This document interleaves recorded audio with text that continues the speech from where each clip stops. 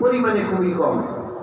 আপনার বোনগুলো যেখানে বিয়ে দিয়েছেন তারা যথেষ্ট সুখে আছে, আপনি তাদেরকে বাড়িতে ডাকেন, তাদেরকে একটা দস্তাখানে বসে ভাই বোন সবাই মিলে একদিন খান, মেহমানদারি করেন, আত্মীয়তা সম্পর্ক রক্ষা করেন।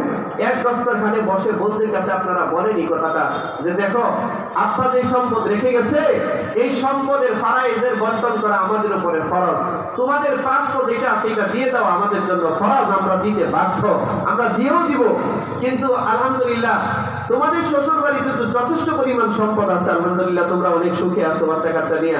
আব্বা যে সম্পদ রেখে গেছে এই সম্পদের উত্তরাধিকারী বন্টন পুরোটা যদি তোমাদেরকে দিয়ে দেই, আমরা আমাদের বাচ্চা কাচ্চা নিয়ে চলা অনেক কষ্ট হবে। আপনারা আমার কথা বুঝে থাকলে বলুন, লালমনির হাটের সম্মানিত ভাইয়েরা, বাবাজিরা, আপনারা বলেন কোন বোন যদি শ্বশুর বাড়িতে যথেষ্ট সম্পদের মালিক হয়, অর্থ সম্পদ যদি যথেষ্ট পরিমাণ থাকে, সুখে থাকে, আর ভাইগুলো যদি কষ্টে থাকে, এই বোনগুলো কি ভাইদেরকে কষ্ট দিয়ে বাবার সম্পদের অংশ নিবে? নিবে?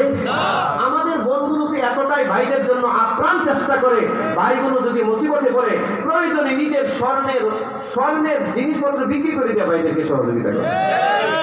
তো এই বোনগুলোকে ডেকে যদি আপনি একবার বলতে পারতেন, আর বোনগুলো যদি খুশি খুশি আপনাকে বলতো যে যেহেতু আমাদের শ্বশুর বাড়িতে যথেষ্ট সম্পদ আছে, তোমরা কষ্ট করতেছো বাচ্চাদেরকে নিয়ে, দেখতে পাচ্ছি আমাদের কোনো অভিযোগ অনুযোগ নাই, দাবি দেওয়া নাই, আল্লাহর জন্য সব তোমাদেরকে দিয়ে দেবে। এই কথাটা বললে বোনদের যে সম্পদটা খাইছেন এতদিন এটা হালাল হইত, আর বোনদের সম্পদ জবরদখল করে যতদিন ভোগ করছেন হারাম খাইছেন, নামাজ পড়ছেন হারাম খেয়ে নামাজ পড়ছেন, হজ করছেন হারাম টাকা দিয়ে হজ করছেন। আল্লাহ আমাদেরকে বোঝার তৌফিক দান করুন। সুতরাং আমাদেরকে ইহসানকারী হতে হবে, আমাদেরকে দয়ালু হতে হবে, ইনসাফগার হতে হবে। এক ভাই সালাম দিয়েছেন, ওনার মার জন্য দোয়া চেয়েছেন, আমরা তার জন্য দোয়া করবো। প্রধান পৃষ্ঠপোষকের ছেলে অপারেশন হয়েছে তুরস্কে, দোয়া চেয়েছেন, আমরা তার জন্য দোয়া করব।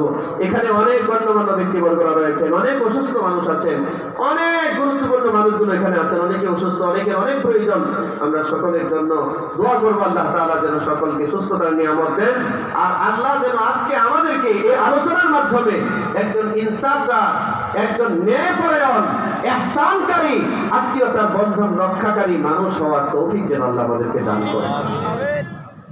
আর কেউ কিছু বলবে নাকি দোয়া করে দিব? আর 10 মিনিট করলে ভালো লাগে না? খুব ভালো লাগে, একেবারে।